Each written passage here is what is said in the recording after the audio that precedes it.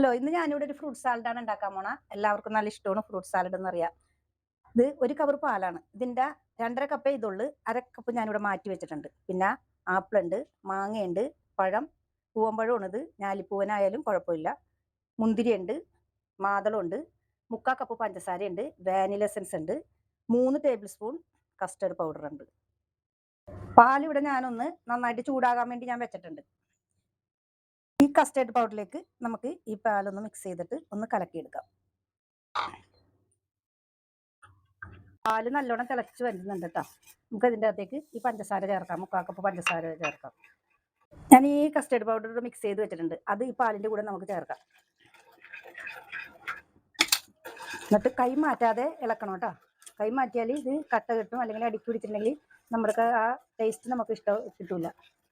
അപ്പം നമ്മളൊന്ന് കൈ മാറ്റാതെ ഒന്ന് ഇളക്കിയതൊന്ന് കുറുകണ വരെ നമുക്കൊന്ന് ഗ്യാസ് കൂട്ടി വെക്കാം. ഇപ്പം നല്ലോണം കുറുകിയിട്ടുണ്ട്. നിങ്ങൾക്ക് കാണാൻ പറ്റുന്നുണ്ടല്ലോ അല്ലേ? ഇതേപോലെ ആകണം. കണ്ട, ഇതേപോലെ നല്ലോണം കുറുകി വരണം. അപ്പോൾ നമുക്ക് തീ ഓഫ് ചെയ്യാം. ഇനി നമുക്കിത് ഒന്ന് തണുക്കാനായിട്ട് വെക്കാം. അപ്പം നമുക്ക് ഇതൊന്ന് തണുത്ത് കഴിഞ്ഞിട്ട് നമുക്ക് ഒരു മണിക്കൂറോളം നമുക്കൊന്ന് ഫ്രിഡ്ജിൽ തണുക്കാനായിട്ട് വെക്കാം. എന്നിട്ട് വേണം നമുക്ക് ഫ്രൂട്ട്സ് ഒക്കെ ചേർക്കാനായിട്ട്. ചൂടോടുകൂടി നമ്മൾ ചേർക്കില്ല. ഇത് കഴിഞ്ഞിട്ടേ നമ്മൾ വാനില എസൻസും ചേർക്കുള്ളൂ.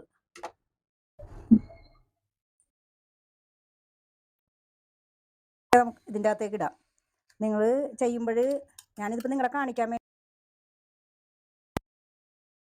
അരിഞ്ഞാലും മതി. എല്ലാ ഫ്രൂട്ട്സും ഇതിൻ്റെ അകത്തേക്ക് ഇടാം.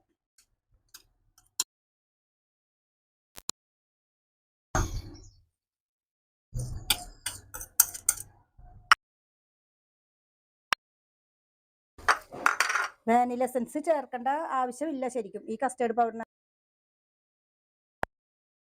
കിട്ടാൻ വേണ്ടിയിട്ട് ഞാൻ ഇത്തിരി കൂടി ചേർക്കാറുണ്ട്.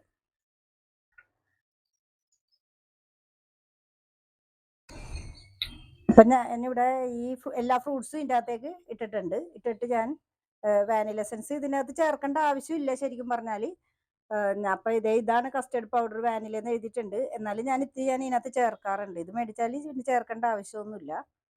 അപ്പം ഞാൻ എല്ലാ ഫ്രൂട്ട്സും ഇട്ട് എല്ലാം റെഡിയാക്കി ഇവിടെ വെച്ചിട്ടുണ്ട്.